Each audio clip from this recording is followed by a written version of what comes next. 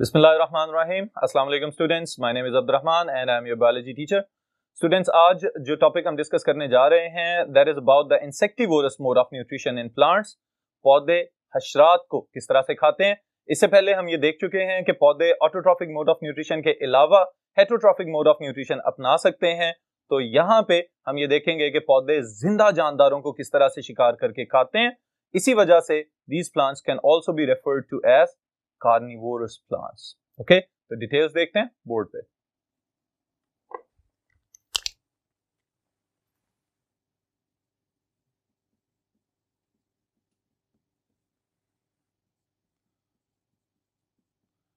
Insect eaters or insectivorous plants. जी students, अब ये जो नाम है, अब देखें, इंसेक्टिवोरी, हशरात को खा जाना, और मोड ऑफ न्यूट्रिशन है, तो इस वजह से इसको हम कहेंगे insectivorous mode of nutrition in plants. It can be included in heterotrophic mode of nutrition in plants. लेकिन यहां पे आपको एक बहुत इंपॉर्टेंट बात मैं बताना चाहता हूं, और इसको याद भी रखिएगा, मल्टीपल चॉइस क्वेश्चन के लिए बहुत ज्यादा अहम है। दीज प्लांट्स बेसिकली और primarily they are autotrophic. Okay, असल में ये ऑटोट्रॉफिक ही रहेंगे, but just to add up some already synthesized organic nutrients like amino acids, like fats or carbohydrates, these plants they have adapted to this mode of nutrition that is known as insectivory.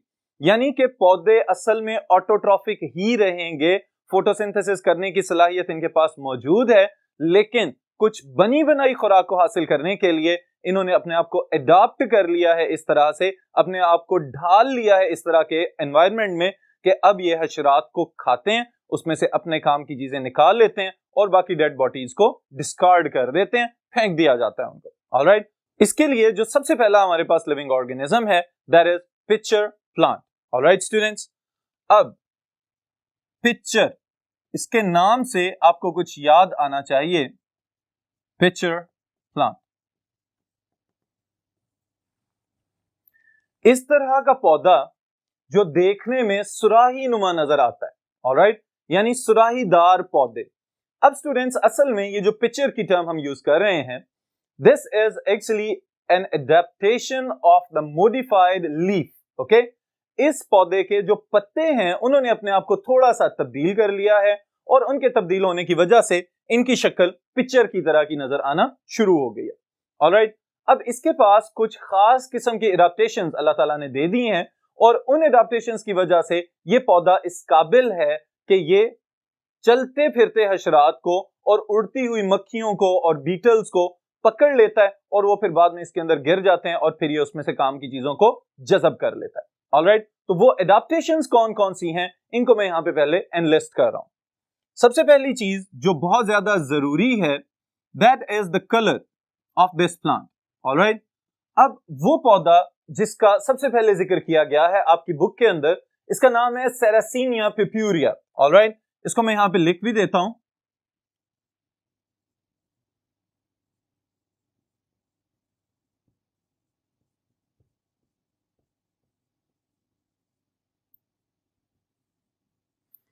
Ji students, अब देखें, इसका ये नाम इसके purple picture के structure को explain करता है कि जामनी रंग का इसका कलर होगा, ब्लूइश शेड भी इसमें होता है, और इसी के अंदर कुछ और डिफरेंट टाइप्स हैं जो रेड या येलोइश या ऑरेंज कलर में देखे जा सकते हैं।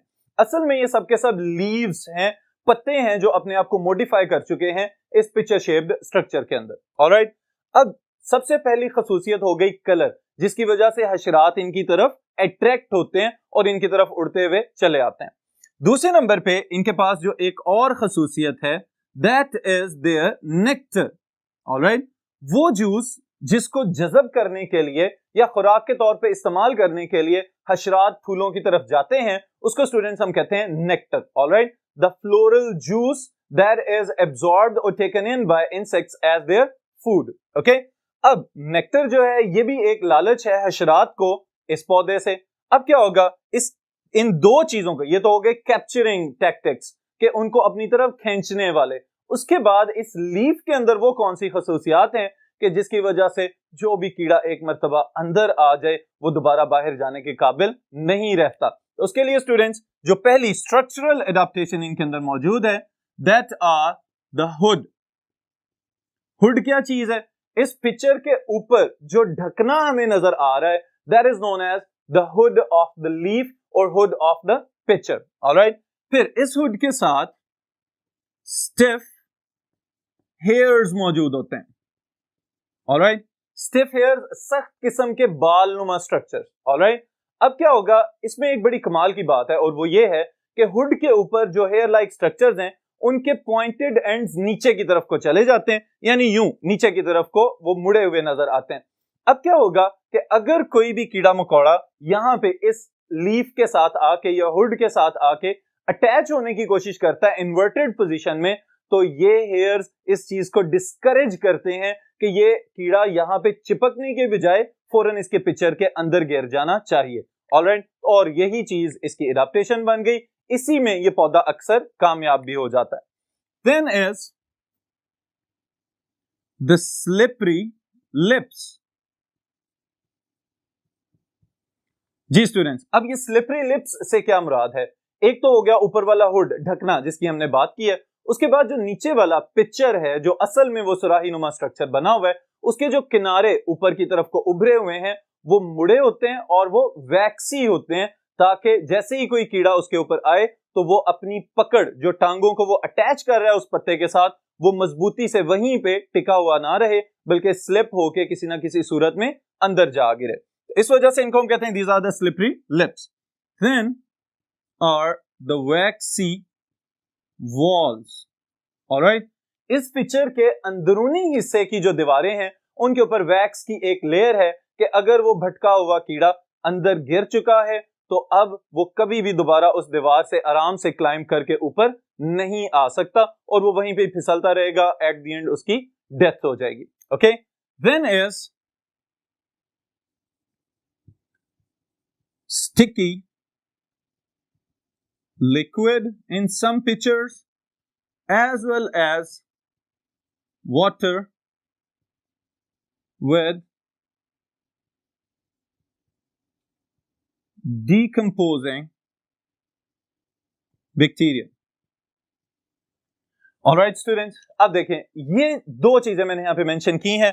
कुछ स्पीशीज के अंदर ये देखा गया है कि वहां पे फ्लैश डाइजेस्टिंग एंजाइम्स वाला स्टिकी लिक्विड मौजूद होता है, कि ऐसा लिक्विड जिसके अंदर ऐसे एंजाइम्स हैं कि जो गोश्त को भी डाइजेस्ट करके रखते हैं। ऑलराइट, इसी वजह से इनको हम कार्निवोरस प्लांट्स भी कहते हैं।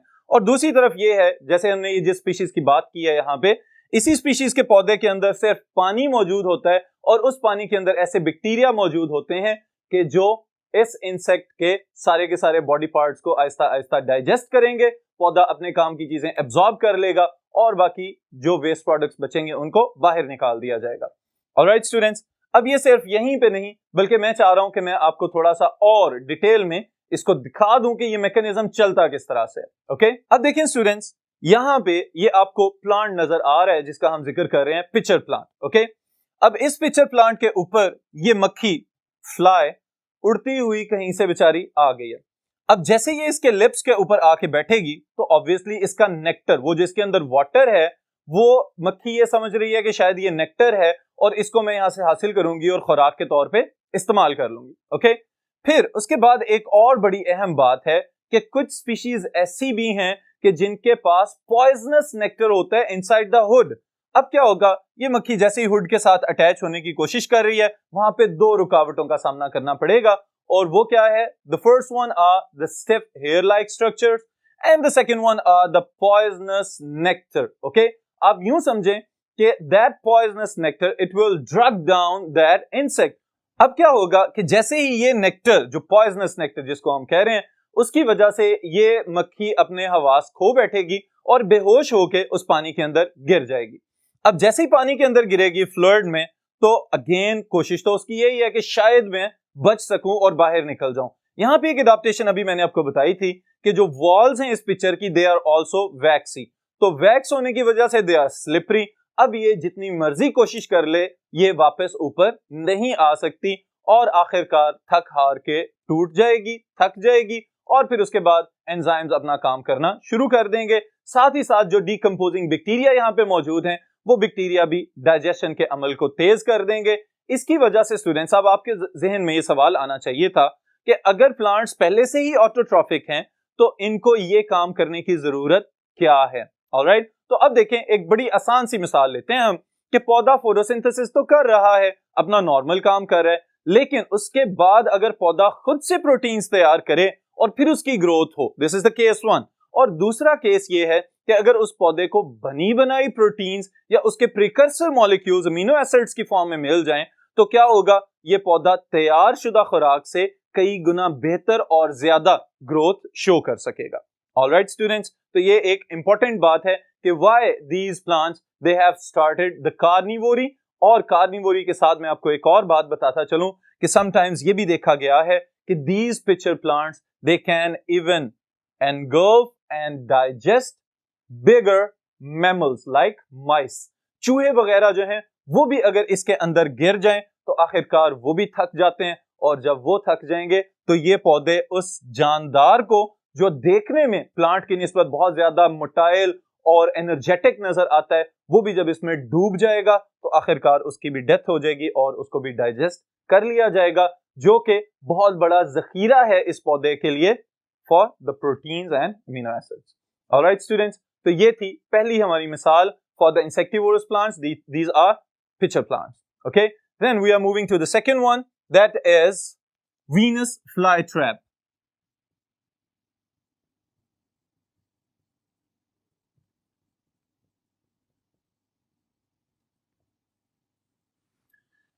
Venus flytrap, जिसका साइंटिफिक नेम आपकी बुक में मेंशन किया हुआ है और ये मल्टीपल चॉइस क्वेश्चन के लिए इंपॉर्टेंट है, तो याद रखिएगा, दैट इज डायनिया मसिप्यूला।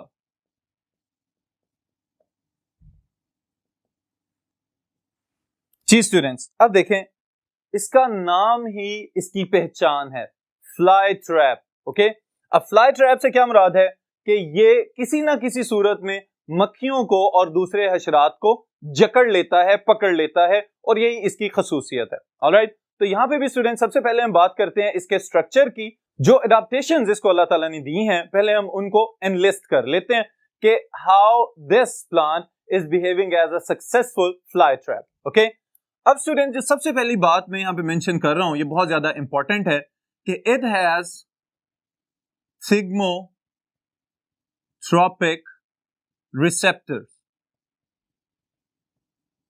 ऑलराइट, अब देखें, आप हैरान हो रहे होंगे कि ये चीज आपकी बुक में तो मेंशन ही नहीं है, लेकिन this is the key thing due to which this Venus fly trap captures its prey. अपने शिकार को जिस वजह से पकड़ रहा है वो बुनियादी ये खसूसियत है। ऑलराइट, अब देखिए स्टूडेंट, थिग्मोट्रोपिक रिसेप्टर्स क्या हैं? वो रिसेप्टर्स जिनको हम कह सकते हैं टच रिसेप्टर्स। ऑलराइट, कि कुछ पौधे आपने देखे होंगे, जैसे लाजवंती की एक बड़ी अहम मिसाल है कि आप उसको टच करते हैं और उसके लीव्स फौरन बंद होना शुरू हो जाते हैं। सेम वही मैकेनिज्म यहां पे अप्लाई होता है कि इसके स्ट्रक्चर के अंदर सबसे दरमियान में एक मिड रिब मौजूद होती है, एक बड़ा वेन जैसा स्ट्रक्चर। ओके, और फिर इस मिड रिब के साथ it is a bilobed structure. इसका जो लीफ लाइक आगे से फैला हुआ स्ट्रक्चर है वो दो हिस्सों में तकसीम हो जाता है, इस वजह से इसको हम कहते हैं बाइलोब्ड स्ट्रक्चर। ओके, और फिर एक और वर्ड जो आपके लिए नया है, मैं यहां पे मेंशन कर रहा हूं, that is known as all in one digestive system. Okay, all in one digestive system.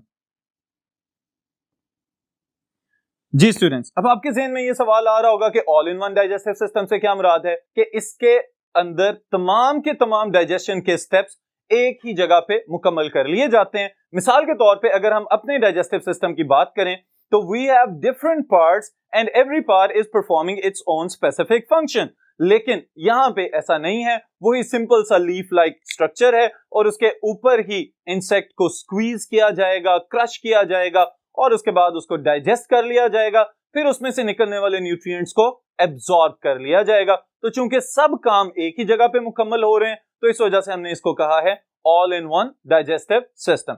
Alright, फिर उसके बाद स्टूडेंट्स एक और जो एक्सटर्नल अपेरेंट पार्ट इसका नजर आ रहा है, they are the bristles. Bristles क्या है? लॉन्ग हेयर लाइक स्ट्रक्चर्स जो कांटेदार साख्तें हमें इसकी सतह के ऊपर, मार्जिन्स के ऊपर नजर आते हैं। जो लीफ ब्लेड्स हैं, जो फैला हुआ स्ट्रक्चर है, उसके किनारों के ऊपर यूं उभार जो नजर आते हैं, जो देखने में कांटों की तरह के नजर आ रहे हैं, these are known as bristles. Okay, अब इसका मैकेनिज्म हम यहां पे देखते हैं कि जैसे ही ये कोई भी मक्खी आके इसको टच करेगी तो फौरन एक टर्गर रिफ्लेक्स का काम यहां पे किया जाएगा, पानी को मूव किया जाएगा आउट, और जैसे ही लीव्स में से पानी निकल के जाएगा तो फौरन ये जो इसके लोब्स हैं ये आपस में एक दूसरे के करीब आ जाएंगे, जो ब्रिसल्स हैं वो इंटरलॉक हो जाएंगे, और स्टूडेंट्स उसके बाद वो जो कीड़ा जो इसके अंदर फंस चुका है वो जितनी मर्जी कोशिश कर ले, अब ये यहां से बाहर नहीं जा सकता। ऑलराइट, तो अब इस लिहाज से ये याद रखिएगा, ऑल इन वन डाइजेशन का काम यहीं से शुरू होगा और यहीं पे खत्म कर दिया जाएगा। एट द एंड सिर्फ काइटिनस एक्सोस्केलेटन बचता है जो हशरात का बैरूनी ढांचा है, और उसको बाहर फेंक दिया जाता है। बाकी सब चीजें ये पौधा खुद से जज़ब कर लेता है। Alright students, so this was the second insectivorous plant of your syllabus, that is Venus fly trap. Okay, फिर उसके बाद तीसरे पौधे की बात करते हैं, that is sundew. Alright, अब इस सन ड्यू का साइंटिफिक नेम ये भी आपको याद होना चाहिए, अगेन मल्टीपल चॉइस क्वेश्चंस के लिए बहुत ज्यादा इंपॉर्टेंट है। इसका नाम है ड्रोसेरा इंटरमीडिया।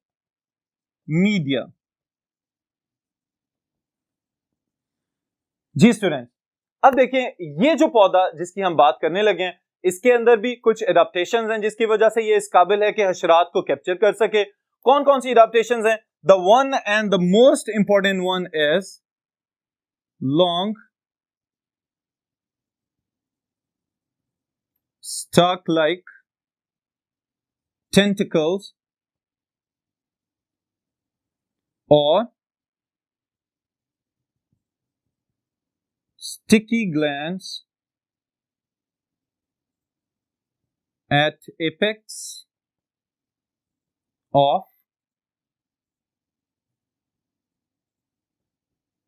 tentacles।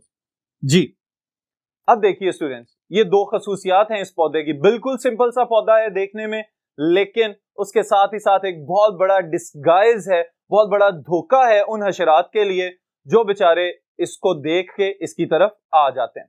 अब देखें इसमें जो खसूसी बात है वो क्या है कि स्टाक लाइक टेंटिकल्स हैं। ओके, ऐसे लंबे लंबे स्ट्रक्चर्स जो मूव कर सकते हैं। Okay, they are motile, they can move. फिर उसके बाद दूसरी चीज जो यहां पे मैंने मेंशन की है, there are the sticky glands. These are the main capturing tactical structures जो कि इस कीड़े को यहां से मूव होने नहीं देंगे। ऑलराइट, अब देखें स्टूडेंट्स, होता क्या है यहां पे कि इसके भी मैकेनिज्म को हम जरा समझ लेते हैं कि जैसे ही कोई कीड़ा मकोड़ा उड़ता हुआ इनके चमकदार किनारों पे मौजूद स्टिकी ग्लैंड्स को जो धोखा दे रहे हैं इस इंसेक्ट को, ये जो इर्द गिर्द से कीड़े मकोड़े उड़ते हुए आ रहे हैं, ये बेचारे समझते हैं कि शायद ये ड्यू ड्रॉप्स हैं। ओके, जो कि सूरज की रोशनी में बड़े जबरदस्त तरीके से चमक रहे होते हैं, लेकिन जैसे ही वो कीड़ा यहाँ पे आके बैठेगा, ये स्टिकी ग्लैंड्स क्या करेंगे, उसकी टांगों के साथ चिपकना शुरू हो जाएंगे और उसकी टांगे वहां से मूव नहीं हो सकेंगी। अब क्या होगा, अगेन यहाँ पे भी एक थिग्मोट्रोपिक इफेक्ट हमें नजर आता है, और वो थिग्मोट्रोपिक इफेक्ट क्या है कि ये कीड़ा जितना ज्यादा मूव करने की कोशिश करेगा, इर्द गिर्द से टेंटिकल्स आके उसको घेरना शुरू हो जाते हैं। और इवन कि कुछ स्पीशीज में ये भी देखा गया है कि ये जो सन ड्यू के कुछ पौधे हैं वो अपने उस लीफ को जिसके ऊपर ये टेंटिकल्स मौजूद हैं उसको रोल करना शुरू कर देते हैं, जिसकी वजह से वो कीड़ा मजीद फंसता चला जाता है अंदर, और फिर आखिरकार उसके साथ भी वही काम किया जाता है जो पिछले दोनों प्लांट्स में किया गया, उसमें से अपने काम के तमाम न्यूट्रिएंट्स को निकाल लिया जाता है और फिर उसके बाद इसकी बॉडी को बाहर फेंक दिया जाता है। ऑलराइट स्टूडेंट्स, तो ये हमारे पास कुछ इंपॉर्टेंट एग्जांपल्स हैं for the insectivorous plants. The first one is pitcher plant, the second one is Venus fly trap and the third one is sundew. इनके साइंटिफिक नाम भी याद रखिएगा और इनके एडेप्टेशंस भी याद रखिएगा कि इनके पास नेक्टर्स और इनके पास जो इनके ऑर्डर्स, जो खुशबुएं ये फैला रहे हैं एनवायरनमेंट में, वो उन इंसेक्ट्स को खींच के लाते हैं और स्पेशली कलर्स और जो bright feature Venus fly trap में मौजूद है, और उसके साथ ही साथ यहाँ पे सनड्यू के अंदर हमने देखा है कि इंसेक्ट्स इनकी तरफ खिंचे हुए चले आते हैं और आखिरकार उनकी फेट डेथ होती है.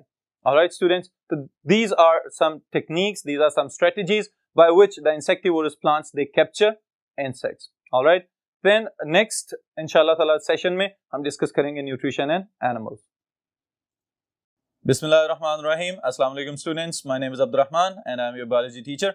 इस सेशन में स्टूडेंट्स जो टॉपिक हम डिस्कस कर रहे हैं, it is about different methods of nutrition in animals. जानवरों के अंदर खुराक को हासिल करने के कौन कौन से तरीके अपनाए जाते हैं, इनको हम डिटेल से देखेंगे अभी बोर्ड के ऊपर.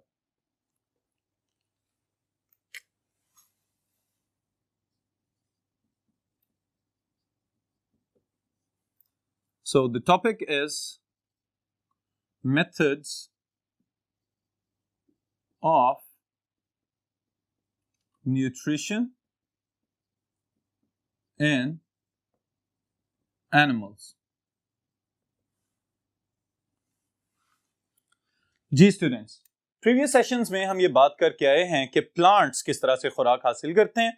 चैप्टर 11 में हमने काफी डिटेल में ये देखा कि पौधे अपनी खुराक को किन किन प्रोसेसेस के जरिए तैयार करते हैं और फिर उनसे एनर्जी किस तरह से हासिल करते हैं. फिर इसी चैप्टर 12 के स्टार्ट में हमने ये देखा कि कुछ पौधे ऐसे हैं जिन्होंने हेटेरोट्रॉफिक मोड्स अपनाए हुए हैं. ऑलराइट, लेकिन इस सेशन में अभी जो हम बात करेंगे इट इज अबाउट एनिमल्स.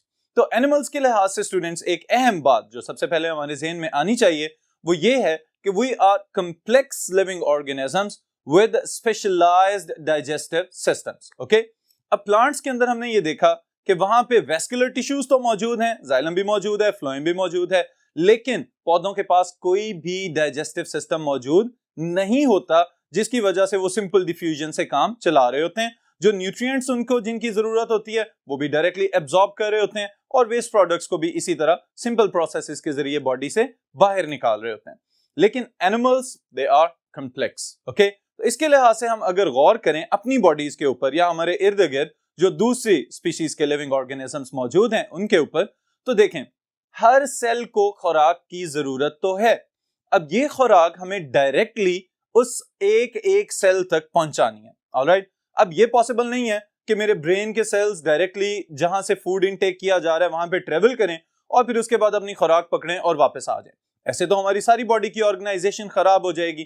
तो इस वजह से अल्लाह ताला ने एक जबरदस्त किस्म का सिस्टम हमें दे दिया है, that is digestive system. Alright, और इस डाइजेस्टिव सिस्टम ने अपने तमाम उमूर को बखूबी सरअंजाम देना सीख लिया है with the passage of time. Alright, वो किस तरह से कि जिस भी इलेक्ट्रोलाइट की या इवन वाटर की हमें जरूरत है तो हमारा डाइजेस्टिव सिस्टम इनटेक करवाता है, उसके बाद फिर एक एक सेल तक सर्कुलेटरी सिस्टम की मदद से उसको डिलीवर भी करके आता है. ऑलराइट, तो ये सब के सब काम हमारे कॉम्प्लेक्स डाइजेस्टिव सिस्टम की बदौलत पॉसिबल हैं. नहीं तो हर एक सेल जो हमारी बॉडी का जो बहुत ज्यादा दूर है डाइजेस्टिव सिस्टम से, उस तक खुराक पहुंचाना एक बहुत ज्यादा पेचीदा मरहला हो सकता था. ऑलराइट, तो स्टूडेंट्स इसकी बुनियाद पे चूंकि animals they have evolve from simple to complex bodies, तो इसी लिहाज से हम वन बाय वन इनको डिस्कस करते हैं. तो स्टार्ट कर रहे हैं हम सबसे पहले नंबर पे डेट्रिटिवोर्स से.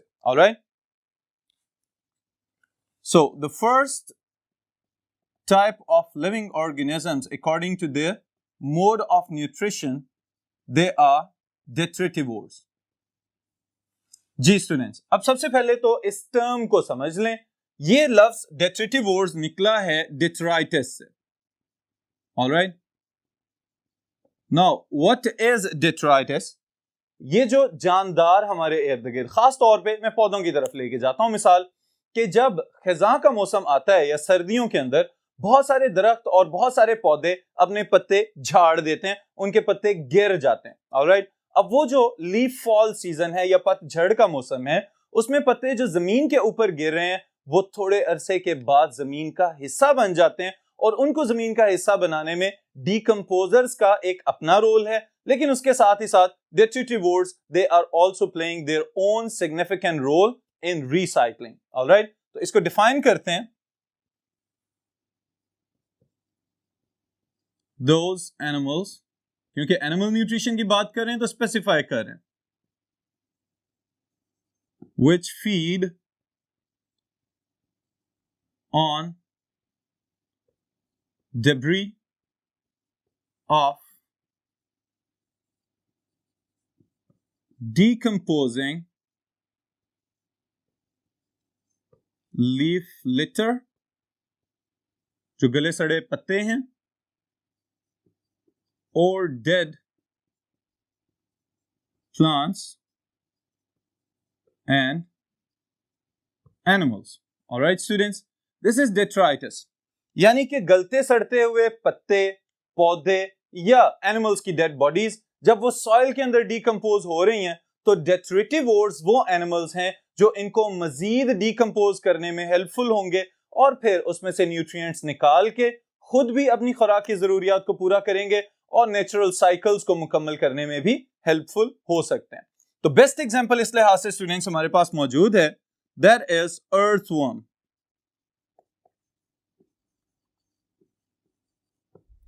Earthworm students, this is a simple worm जो कि सॉइल के अंदर, मिट्टी के अंदर पाया जाता है।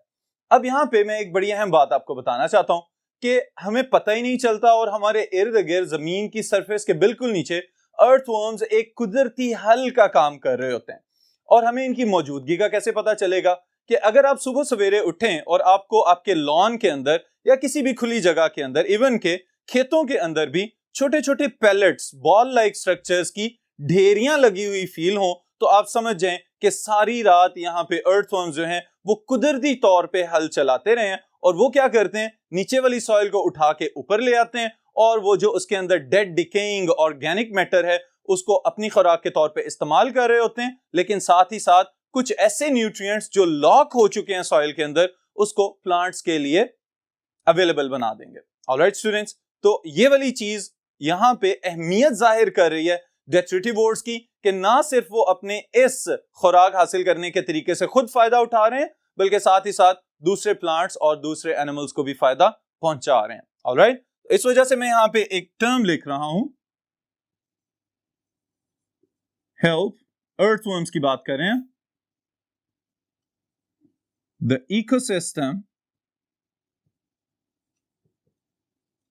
बाय देयर burrowing activity, और burrowing activity क्या है, जो ये बिल खोद रहे हैं, जो सुराख बना रहे हैं, जेरे जमीन सुरंगों का एक निजाम बना रहे होते हैं।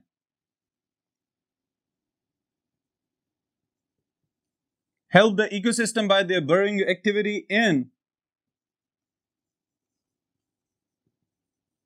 recycling of nutrients through special mode of nutrition। और मोड ऑफ न्यूट्रिशन क्या है, डेट्रिटिवोरी, कि ये डेड डिकेइंग ऑर्गेनिक मैटर को, लीफ लिटर को और गलते सड़ते हुए पौधों को डिकम्पोज कर रहे हैं। Alright students, so this is your first short question in this topic, what are detritivores and elaborate with an example। तो एग्जाम्पल आप अर्थवर्म की याद रखिएगा।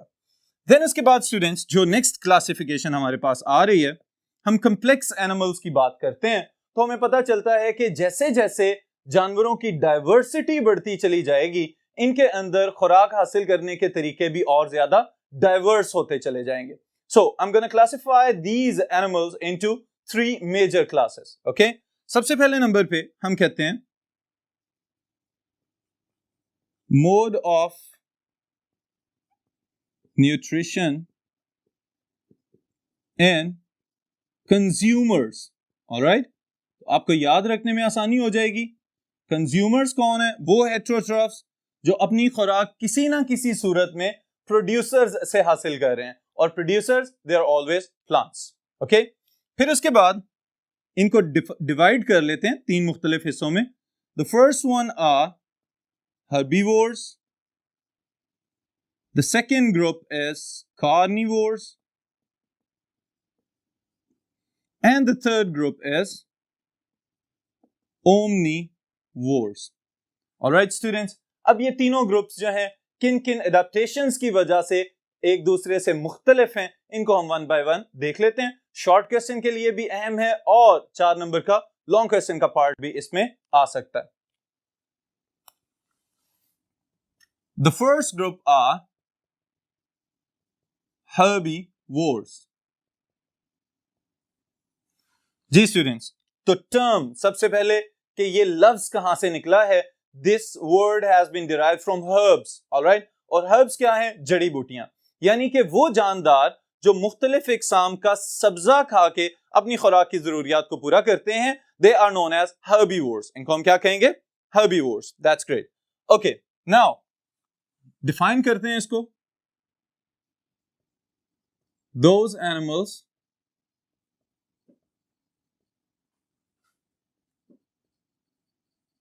which feed on plants. Alright, easiest definition है ये इनकी, लेकिन इतना ही कह देना काफी नहीं है. फर्दर हम इनको डिफरेंशिएट कर रहे हैं कि ये कौन कौन से ग्रुप्स हैं एनिमल्स के जो कि हर्बीवोरी की एडेप्टेशन शो कर रहे हैं, जो सब्जा खा रहे हैं डायरेक्टली. ओके, सो टिपिकल एग्जांपल्स इनकी क्या हो सकती हैं? They can be birds,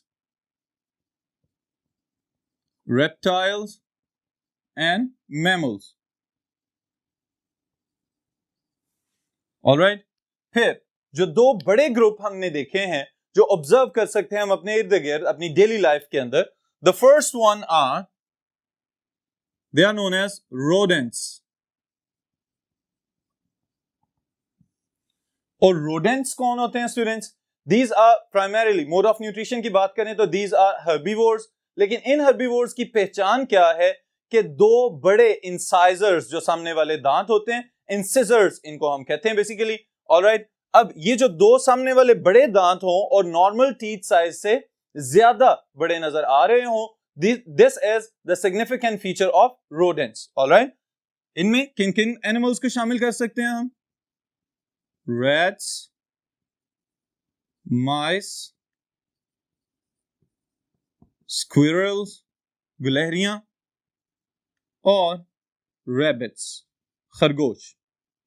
alright students, इस तरह के जो जानदार या जानवर आपको अपने आसपास नजर आए, दे आर रोडेंट्स. ऑलराइट, जो दूसरा ग्रुप है, इट इज अंगुलेट्स,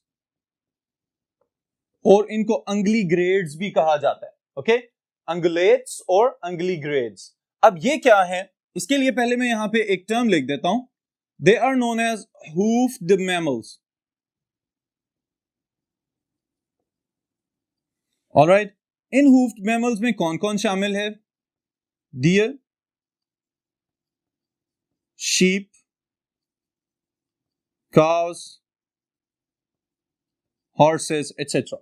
ऑलराइट, अब hoofed mammals से क्या मुराद है स्टूडेंट्स? अपने आसपास अगर हम अपनी डेली लाइफ में जिन एनिमल्स को देखते हैं उनकी तरफ नजर दौड़ाएं तो हमें इस तरह के जानदार नजर आते हैं जिनके पास ये डिजिट्स, उंगलियां मौजूद नहीं होती, ना अगली टांगों में और ना पिछली टांगों में. ऑलराइट, उनके वो जो खास किस्म के आपको पांव बने हुए नजर आते हैं, उर्दू में उसको कहते हैं सुम.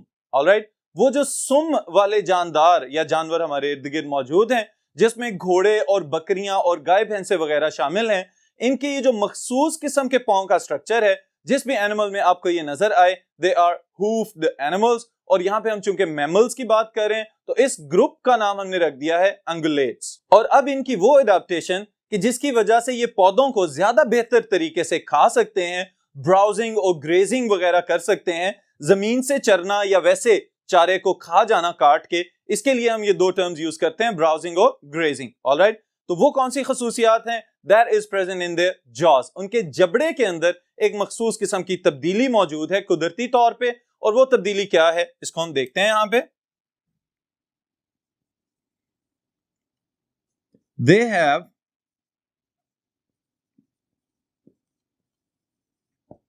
better adapted incisors and molars and premolars.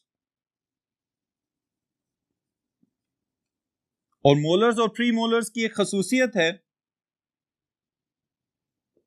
They have large surface area to break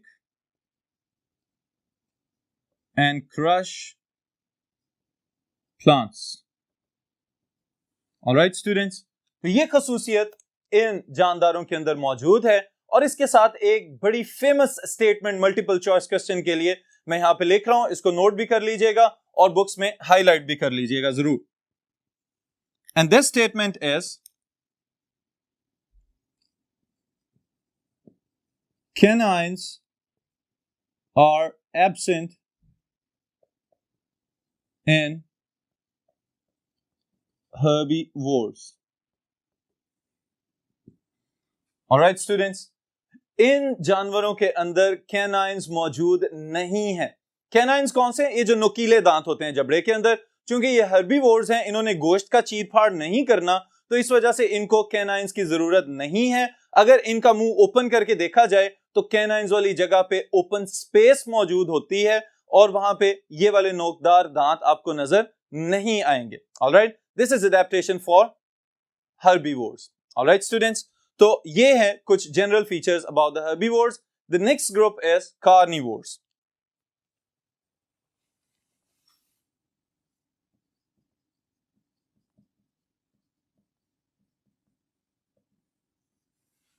ji students, carnivores are flesh eaters. Flesh eaters से क्या मुराद है, इसको हम यहां पे डिफाइन कर लेते हैं अभी. Those animals that readily kill their live prey. Alright, prey कौन होता है? शिकार. Alright, तो कार्निवोर्स को हम ये कह सकते हैं कि वो जानदार जो अपना जिंदा शिकार पकड़ के खाते हैं, दे आर कार्निवोर्स. और इन्हीं कार्निवोर्स के लिए एक और टर्म यूज होती है, दैट आर प्रेडेटर्स.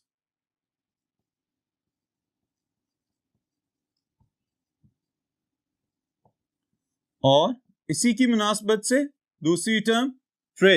ऑलराइट, इसको भी मैं यहां पे डिफाइन कर रहा हूं स्टूडेंट्स आपके लिए. Those animals which kill others for food. Alright, और prey कौन है? Animals being eaten by predators. Alright, आसान तरीन अल्फाज में अगर हम इनको कहना चाहें तो हम ये कह सकते हैं प्रेडेटर्स शिकारी होते हैं और प्रे उनका शिकार होता है. ऑलराइट स्टूडेंट्स, लेकिन इनके अंदर भी कुछ खास किस्म की एडाप्टेशंस मौजूद हैं और वो एडाप्टेशंस क्या हैं? They have very very well developed canines. Alright, canines are very well developed in this group of animals because their mode of nutrition requires this type of teeth. Alright students, अब ये दांत मौजूद होंगे तो ये किस किस लिहाज से मददगार साबित हो सकते हैं इन एनिमल्स के लिए? For the capturing and tearing up there pray. Alright, जैसे ही अगर हम देखें कि ये टाइगर्स और लायंस वगैरह जब अपने शिकार पे अटैक करते हैं तो बाज़ औक़ात ऐसा भी होता है कि एलिफेंट्स जितने बड़े बड़े जानवर जो कि अपनी स्ट्रेंथ की वजह से जमीन पे खड़े रहते हैं, उसके बावजूद ये जानदार जो प्रेडेटर्स हैं लाइक लायंस एंड टाइगर्स, ये क्या करते हैं? अपने कैनाइंस खुबा देते हैं उनके गोश्त के अंदर और वहीं से उनके गोश्त के पीस उतार उतार के खाना शुरू हो जाते हैं until the prey dies. Alright, तो ये वाली चीज एक खास किस्म की एडाप्टेशन है और ये एडाप्टेशन किस वजह से? कैनाइंस की वजह से कि ये अपने जिंदा शिकार को पकड़ लेते हैं और उसके बाद फिर उसको चीर फाड़ करके खा जाते हैं. Alright students, then is about the typical examples, इसकी भी हम बात कर लेते हैं. Cats, tigers, lions, etc. Okay, then is the next group and this is omnivores. Omnivores consumers का वो ग्रुप है कि जो हर किस्म की खुराक खा जाते हैं. ऑलराइट, इसको डिफाइन करते हैं सबसे पहले. Animals that feed on plants as well as animals. All right. For example,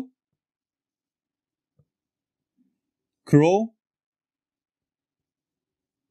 deer, fox, humans, and pigs. All right, students. अब ये तमाम जानदार जो सब्जा भी खाते हैं, पौधे भी खा जाते हैं और उसके साथ ही साथ मुख्तलिफ इकसाम के जानवरों को भी खा जाते हैं. They are included in omnivores. All right. Omnivores के लिए स्टूडेंट्स एक अहम बात जो एक्स्ट्रा इंफॉर्मेशन के तौर पे मैं आपको बता रहा हूं, ये बहुत ज्यादा जरूरी है, इसको याद रखिएगा. Their jaws, they are determined by heterodont condition. All right. अब ये heterodont condition क्या है कि जैसे बाकी एनिमल्स के ग्रुप्स में हमने देखा है कि कोई एक दांत की किस्म तो बड़ी मखसूस तरीके से एडवांस हो चुकी हुई है, लेकिन बाकी सब जो है वो या तो मुकम्मल तौर पे एब्सेंट हैं या फिर लेस डेवलप्ड हैं. लेकिन यहाँ पे ओमनीवोर्स के अंदर अल्लाह ताला ने ये खास किस्म की क्वालिटी दी है कि इनके अंदर चारों इकसाम के दांत, incisors, canines, premolars and molars, ये मौजूद हैं और सब के सब अपनी एक्टिविटी भरपूर तरीके से सरअंजाम दे सकते हैं. ऑलराइट, इसके लिए मल्टीपल चॉइस क्वेश्चन के लिए एक स्टेटमेंट मैं यहाँ पे मेंशन कर रहा हूं, and that is the dental formula of humans.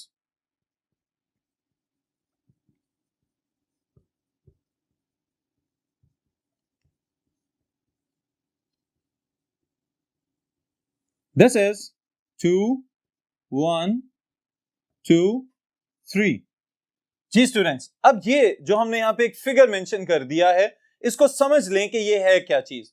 हमारी बॉडी के अंदर जो जॉ वाला पार्ट है, जो जबड़ा है, उसके दो हिस्से हैं, एक अपर जॉ और एक lower jaw.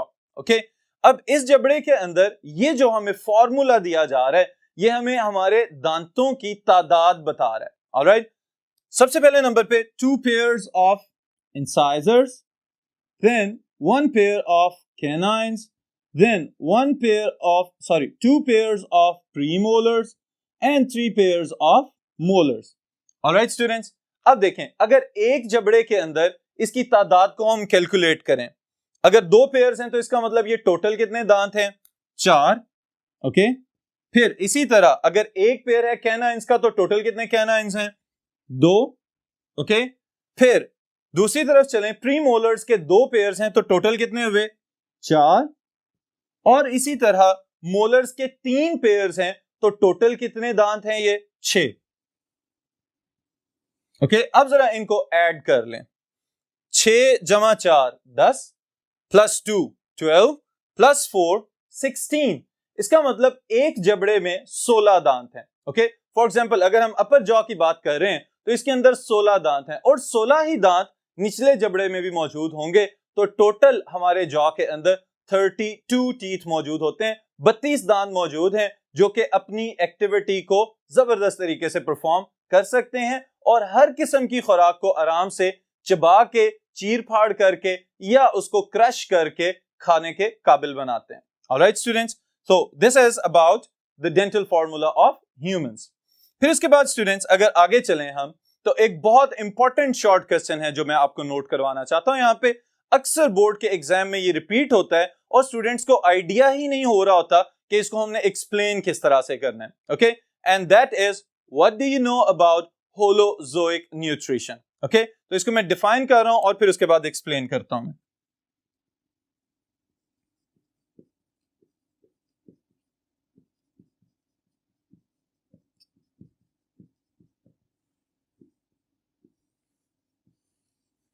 This is very important short question students. इसको मैं इजीएस्ट वे में डिफाइन कर रहा हूं और फिर उसके बाद आपको बताऊंगा कि इसका आंसर किस तरह से लिखेंगे आप. the mode of nutrition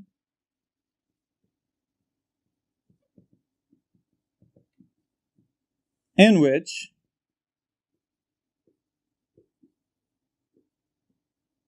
animals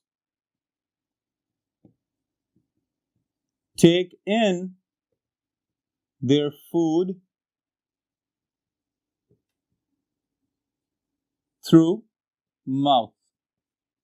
All right?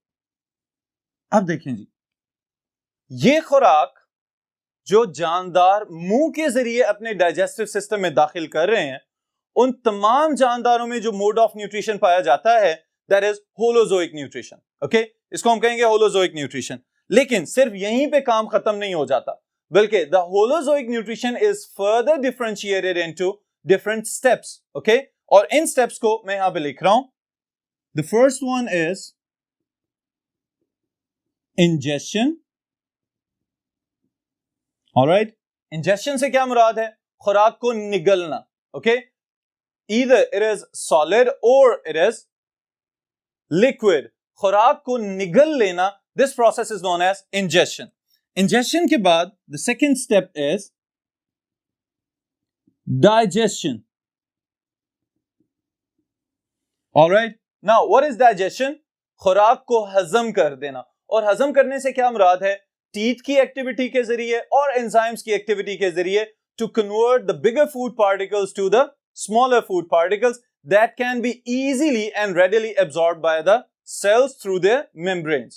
Okay, फिर number 3 is absorption. खुराक को जज़ब कर लेना. यही बात जो भी मैंने आपको बताई है कि जब बड़े फूड पार्टिकल्स को इतने छोटे फूड पार्टिकल्स में तोड़ लिया जाए कि वो आराम से एक सेल से दूसरे सेल में ट्रांसफर किए जा सकते हो, तो इस अमल को हम कहेंगे absorption. When the food particles are taken up by other cells, okay, of the body. तो ये वाली चीज एब्जॉर्प्शन कहलाएगी. Then is number 4, it is assimilation.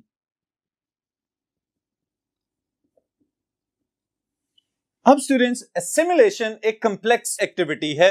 अगर हम इसको डिफाइन करें तो हम ये कह सकते हैं, in the process of assimilation, the living organisms, they utilize their food particles to form energy for their life activities as well as for their nourishment and growth. Alright, खुराक को तवानाई हासिल करने के लिए इस्तेमाल करना और साथ ही साथ अपनी ग्रोथ और रिपेयर एक्टिविटीज में इस्तेमाल करना, इस अमल को हम कहते हैं एसिमिलेशन. अगर मजीद आसान अल्फाज में मैं आपको बताऊं तो हम इसको ये कह सकते हैं कि खुराक को अपनी बॉडी के अंदर इनकॉर्पोरेट कर लेना. प्रोटीन्स खा रहे हैं तो आपकी बॉडी की प्रोटीन्स बन जाएं. अगर फैट्स आप इनटेक कर रहे हैं तो या तो उनसे एनर्जी हासिल कर लें या फिर उनको बॉडी के अंदर डिपॉजिट कर लें. This process is known as assimilation. And then the last step, it is egestion. जी स्टूडेंट्स, अब नॉर्मली इस टर्म को कंफ्यूज किया जाता है with another word, that is excretion. Okay, अब याद रखिएगा, डाइजेस्टिव सिस्टम में से अनडाइजेस्टेड फूड के निकलने का अमल that is known as egestion. Alright, excretion का अमल हम इसको तब कहते हैं कि जब नाइट्रोजनस वेस्ट या मेटाबॉलिक वेस्ट कोई भी एनिमल अपनी बॉडी से खारिज कर रहा होता है तो उस वक्त हम उसको कहते हैं एक्सक्रीशन. डाइजेशन के प्रोसेस के अंदर या डाइजेस्टिव सिस्टम का जो आखिरी पार्ट है उसमें से जब अनडाइजेस्टेड फूड मटेरियल्स बाहर निकल रहे होते हैं तो that process is known as egestion. Removal of undigested food as waste products is known as egestion. All right, students. So this holozoic nutrition is very important short question. Again मैं आपको बता रहा हूँ, इस पूरे टॉपिक के अंदर जो हमने आज डिस्कस किया है, सारे टॉपिक्स ही इंडिविजुअली शॉर्ट क्वेश्चंस के लिए इंपॉर्टेंट हैं. लेकिन अगर कंप्लीटली आ जाए heterotrophic mode of nutrition in animals तो स्पेशली हर्बीवोर्स, कार्निवोर्स और ओमनीवोर्स वाला पोर्शन जरूर याद रखिएगा. आपका एक लॉन्ग क्वेश्चन का पार्ट